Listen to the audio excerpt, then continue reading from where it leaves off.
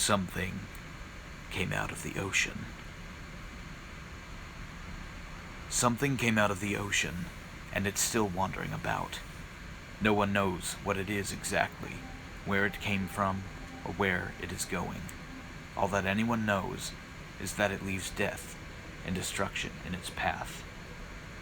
All I know is that it's heading this way. I first heard news of it on the radio. Every station was playing the reports about a mass of green-blue goo that had emerged from the ocean. Pictures were, of course, posted all across the internet. It was formless, shapeless, and seemingly sizeless, as there was no way to measure something that was constantly changing the way it was. 1 second, it would be a small blob about the size of a basketball, and then it would be the size of a small car. The green-blue colors of the blob were slightly glowing and shifting in a sickening swirl.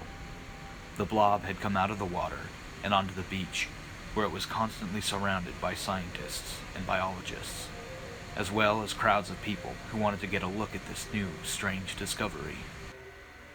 At one point, one of the marine biologists on the team had cautiously approached this thing once they confirmed it wasn't radioactive or anything. This was all live broadcasted, mind you. She had reached out to touch it with a gloved hand, and as soon as it made contact with the blob, she began screaming. Then, she exploded. I don't mean a brain explosion, a burst blood vessel, or something like that. I mean her whole body exploded, as if she'd been boiled from the inside so fast that her body couldn't take the pressure. All this on live television. Needless to say, the broadcast was cut short after. News of the blob did not return until almost 2 weeks later. The long silence and sudden surge of news was due to a strange occurrence of mass blackouts all across the west coast, with about a 100-mile radius of where the blob had come onto land. But this blackout included everything. Flashlights didn't work, phones didn't work, cameras didn't work, cars wouldn't start, and some sources said that anyone with a pacemaker was now dead. That last bit seemed trying to be kept hushed up, though. When power and functionality had returned, the blob was gone.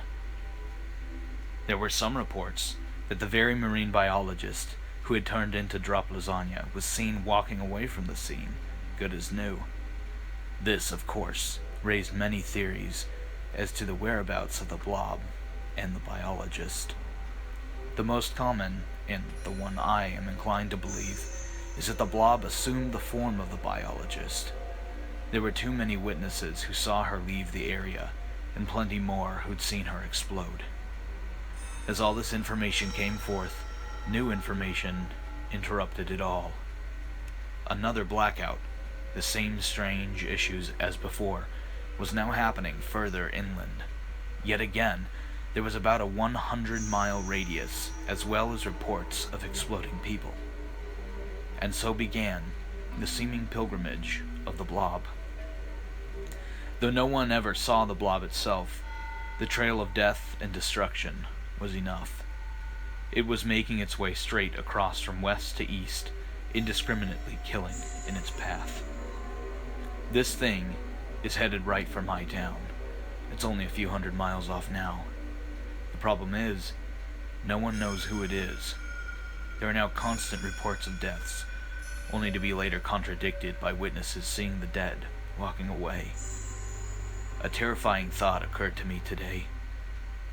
What if everyone that explodes and comes back is the blob? What if it's more than one person now? Authorities are urging people to stay indoors as the blackouts and deaths sweep across the land. I've barricaded myself indoors now, with as much food and water as I could get in a short amount of time. Should be enough to last me a couple months, if I ration it properly. I just have to wait for this thing from the ocean to pass. Hopefully, it will go right back into the ocean. Hopefully, it will stay there. Or they. Something came out of the ocean. And I think it's going to bring a lot more back in.